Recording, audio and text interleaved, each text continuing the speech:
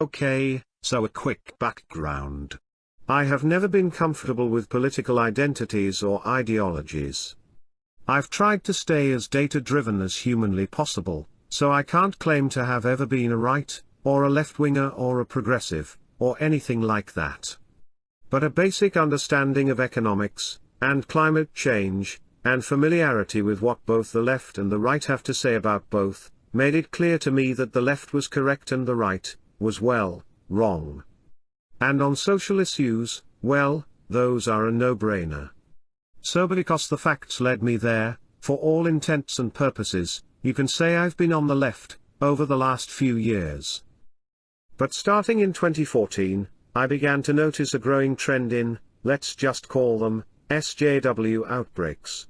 I noticed that some of the lefty YouTubers I had followed for years were becoming quick to blame the police without waiting for evidence, or sometimes despite the actual evidence. I'm not saying these lefty influencers were wrong in every instance, but simply that they were following a narrative regardless of the facts. Sometimes they were right, sometimes they were wrong. Between this, the annoying SJWs, and the constant accusations of racism, etc., I lost patience and decided to look for new sources of political infotainment. I had no interest in watching right-wing channels. It was clear that they were grifters, and I've never been able to watch more than a minute without my BS alarm going haywire. Then one day, I noticed Sam Harris on a show called the Rubin Report. I had been a huge Harris fan since 2006, and in fact, part of my frustration with left-wing YouTubers was a constant mischaracterization, and what I believed to be a bad faith interpretation of his positions. So with Harris giving Rubin the nod, and me enjoying their conversation and agreeing to their SJW bashing, I began following Dave Rubin. I was excited to find a leftist YouTuber who wasn't leaping at every chance to accuse cops of racism, or to find the least charitable interpretation of the views of those who they disagreed with. The first few interviews went great, I guess. I was also sick of political correctness and all that jazz. But over time, I noticed a recurring theme that didn't sit well with me. It was fine and good to complain about SJWs, political correctness, and all of those things, but this seemed to be the bulk of the show. There wasn't much balance to it. For someone who was allegedly on the left, Dave Rubin spent little to no time actually criticizing the right. He would also platform right-wingers and libertarians, and allow them to essentially give an unchallenged seminar on their views, which any left-winger worth their salt should have been able to push back against. He would start some of his shows off with these anti-left virtue signaling monologues. And he would post videos with clickbaity titles that looked like they were lifted straight from Republican bumper stickers. Then came the infamous and, well, hilarious David Pakman interview. I thought the interview was fair. Pakman always had a knack for pressing the interviewee, without being aggressive. It was clear that Rubin had no idea what he was talking about, and it was unclear how he was anything other than a right-winger. He couldn't find anything to criticize about Trump. Done anything like his tax policy proposal, or what it is that he seemingly wants, although who really knows? It seems like he doesn't even, now it seems he confused health insurance with life insurance this entire time, but what he claims to want to do about health insurance or whatever. Is there any policy idea that he's put forth that you say, that's what I disagree with the most, it's a disaster? Well, the tax stuff I don't particularly disagree with. This is as we started the interview, I said I've shifted a little right on taxes. I believe you have the right to keep as much as you earn, as much as you can as you earn. Now, I do believe we need to pay into the system to have roads and social services and things like that, which, by the way, there are some libertarians who don't. Mm-hmm. So I think this is something that you could couch in that classical liberal avenue. And on the other hand, he repeated the tired old right-wing fallacy that corporate tax rates somehow cut into capital costs. When David Pakman corrected him by pointing out that capital costs are pre-tax and tax-deductible, and that therefore higher corporate tax rates actually encourage business owners to invest into their businesses, for the added tax write-offs, Rubin went into this odd tangent about people on the left who hate Trump, wanting to topple the government. But again, as a general rule, I want you, David Pakman, as a small business owner, which you are with employees, to pay the least amount of taxes that you can so that you can hire more people, so that you can build a better studio, so that you can invest more in your operation and bring the goodness that is you and your operation out there. I know this as a small businessman now. If I had been being taxed higher right now, I had massive capital costs to build this studio and do all this stuff. By the way, I pay 100% of my employees' health insurance, 100%. I also give, my director gets a cut of our YouTube rev. I do all the things. I try to put my beliefs into practice. But that's the confusion for me, Dave, because those capital expenses are tax deductible. So if the tax rate goes up for you as an individual, if you've got pass-through income, or for the business tax rate, it doesn't matter what the business tax rate is if you want to spend money on capital, because you don't pay taxes on that. Actually, it encourages you to spend money on capital to have a higher tax rate. So I understand what that argument is, and I would argue at the same time as that, that having every one of us, however much you earn, it is your money.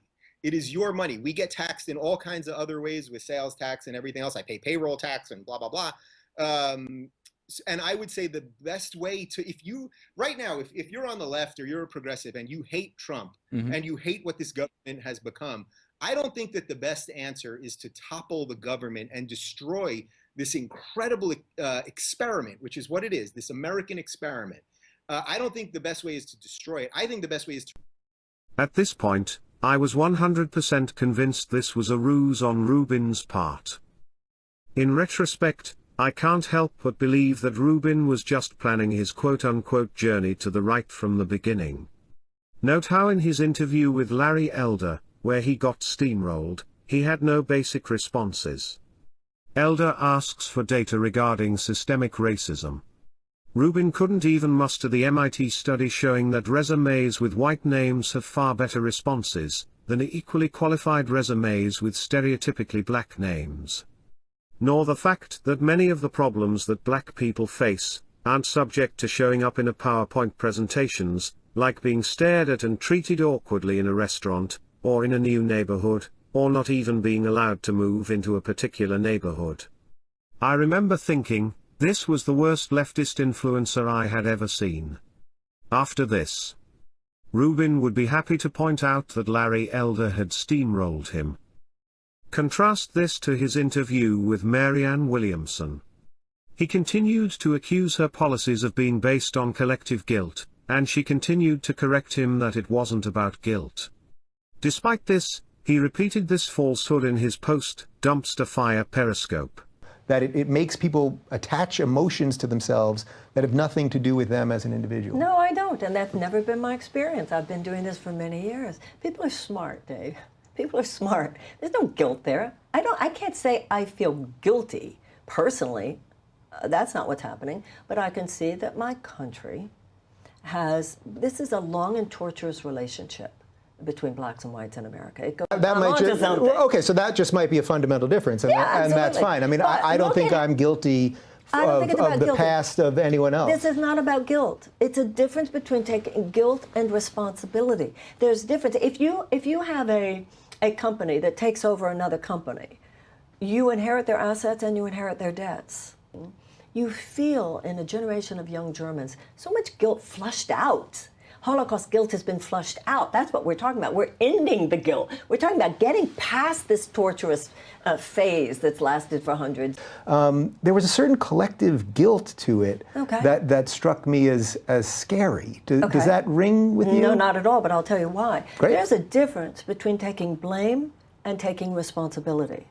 The German nation has paid $89 billion to Jewish organizations since World War II. I mean, I don't think I'm guilty of the past of anyone else. This is not about guilt. It's a difference between taking guilt and responsibility. So how much would be the right amount then? Hundreds of right, years. but also in a weird way, then they opened up, because they have this sort of residual guilt still, they opened up their borders and let in 1.5 million people that then have sort of caused all sorts of other problems with integration and financially and everything else. You just made a connection between those policies and leftover guilt from the Holocaust. I'm not sure every German or every German scholar or German politician would agree with you about.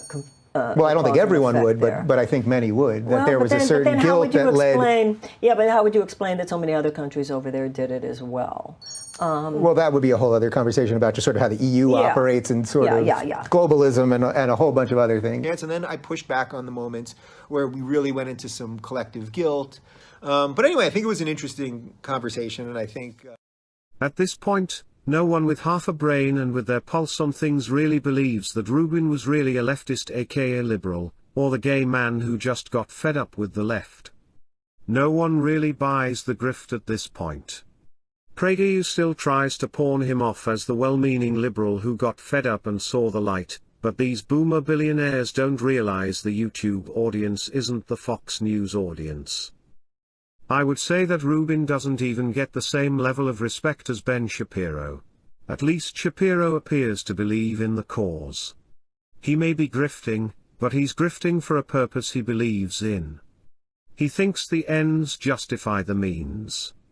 With Rubin, people can detect a lack of sincerity, and his attempt to portray people on the right as being more open towards gay people has turned him into a sort of court jester of the right. Now I know what people are going to say. They're going to say, well, wait a minute, you can't say that because Jews and the Holocaust, and they didn't choose to be in the Holocaust. Yeah, they did. The Jews did the same thing. They literally could have walked out of that situation and said, we don't want to do it. But that ain't what they said. For some reason, although Dave never misses the opportunity to go to bare knuckles on Twitter for anti-Semitism on the left, when he's in the presence of someone on the right who explicitly pushes anti-Semitism and Holocaust denial on a regular basis, he avoids the topic completely. During the hour-long interview, Dave never asks Sotomayor a single question about this. And there's one more thing which I want to show you before we move on. Foreshadowing this interview with Tommy Sotomayor, Dave delivers a monologue about how open-minded conservatives are compared to the left, and highlights their acceptance of LGBTQ rights. Do you know people on the right who are tolerant of people who are for gay marriage and who are pro-choice? I actually do, plenty of them, including several people who I've had on this show. When there is a disagreement, I see way more people on the right, conservatives or libertarians, more often willing to agree to disagree rather than to defriend or to smear. Let's not forget, even Donald Trump got a standing ovation at the Republican National Convention when he talked about protecting LGBTQ rights. This is ironic, because as it turns out, Dave's conservative guest of that episode, Tommy Sotomayor, didn't actually know that Dave was gay. On a live stream months after the interview, one of Sotomayor's fans broke the news to him, and here's how he reacted. Stephen said, they hate Dave Rubin because he's a gay man with the wrong opinion. Dave Rubin is gay? No! He got a husband? I did not know. I was in his presence. I didn't know. I shook his hand. I sat down with him. Why did y'all tell me before I went on the show? Oh, Stephen, why would you send me this? Oh my God, Stephen, you've ruined my day.